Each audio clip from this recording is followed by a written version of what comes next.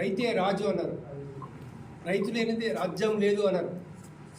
రైతు ఏడిస్తే రాజ్యం ఉండదు అని చెప్పేసి ఓ సామెత తీసుకొచ్చారు.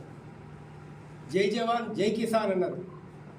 కానీ ఇవన్నీ మాటలు కూడా రైతుల దగ్గరికి వచ్చేసరికి బట్టి బూటకాలు అయిపోయినాయి తప్పించి ఇవేవి కూడా అమలు జరగడం లేదు. ఎందుకంటే దేశంలో ఇప్పటికీ గత 10 సంవత్సరాల కాలంలో దాదాపు 6.5 లక్షల మంది రైతులు ఆత్మహత్యలు చేసుకున్నారు. ఇవాళ తెలంగాణ రాష్ట్రంలో చూస్తే ఇవాళ ఒక నెల రోజుల్లో మీరు పేపర్స్ తీసి చూడండి, కనీసం 10 మంది రైతులు ఆత్మహత్యలు చేసుకున్నటువంటి వార్తలు మనకు కనబడతా ఉంది. అంటే రైతుల ఆత్మహత్యల పరంపర కొనసాగుతున్న ఈ దేశంలో ఎవరు కారణం? ఎందుకు కారణం?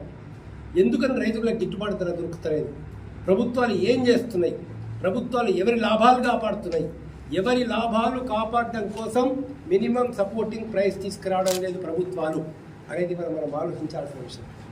ఒక డైరెక్ట్గా చెప్పాలంటే కేవలం వ్యాపారస్తుల ప్రయోజనాలను కాపాడడం కోసం, కేవలం దళారుల ప్రయోజనాలను కాపాడడం కోసం ప్రభుత్వాలు మినిమం సపోర్టింగ్ ప్రైస్ అంటే కనీస మద్దతు ధర నిర్ణయించడం లేదు.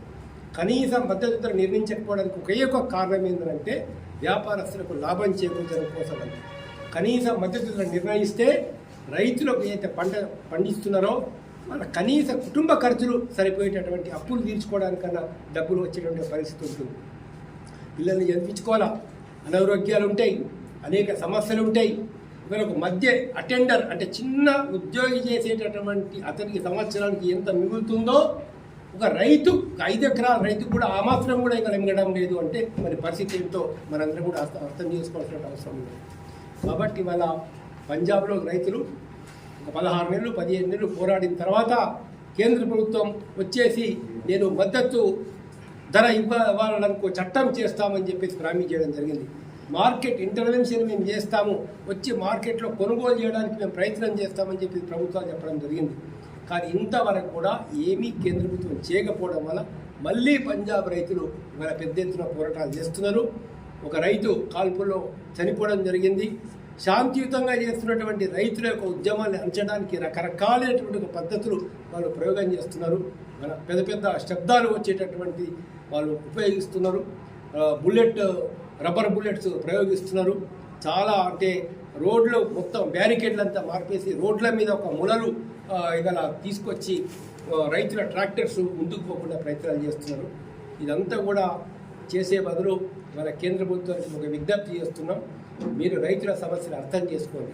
తెల్లారు లేసి మీరు టిఫిన్ చేయాలన్నా, మధ్యాహ్నం భోజనం చేయాలన్నా రైతు కష్టపడాల్సిందే. రైతు కష్టపడకపోతే ఎవరి కడుపులోకి నోట్లోకి అన్నం పోదు.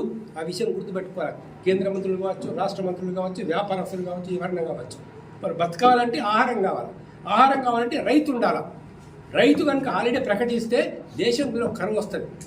కాబట్టి వాళ్ళ ప్రభుత్వాలు ఆలోచించి తప్పనిసరి ఒక సరి అయినటువంటి ఆలోచన, దేశాన్ని రక్షించుకోవాలంటే, భవిష్యత్తును రక్షించుకోవాలంటే రైతుల్ని మనం కాపాడుకోవాలా. రైతుల్ని కాపాడుకోవాలంటే కనీస మద్దతు ధర కంపల్సరీ ఇవ్వాలా. మార్కెట్ ఇంటర్వెన్షన్ కేంద్రం చేయకుండా కూడా రాష్ట్ర ప్రభుత్వాలు కూడా ఎక్కడికక్కడ మార్కెట్ ఇంటర్వెన్షన్ చేసి మార్కెట్లోకి వచ్చి ఈ ధరకు మేము కొంటామని చెప్పేసి చెప్తే కొంతైనా రైతుకు రక్షణ దొరుకుతుంది. ఇది రాష్ట్ర ప్రభుత్వాలు కూడా చేయాలని చెప్పేసి మేము విజ్ఞప్తి చేస్తున్నాం. పంజాబ్ రైతులకు పూర్తి మద్దతును ప్రకటిస్తున్నాం.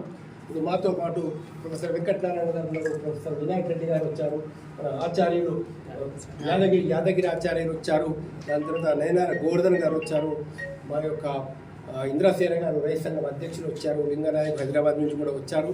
సో అందరం కూడా ఒక డిమాండ్ చేస్తున్నాం సెంట్రల్ గవర్నమెంట్ను తప్పనిసరి రైతుల యొక్క సమస్యలు పరిష్కారం చేయాలని డిమాండ్ చేస్తున్నాం.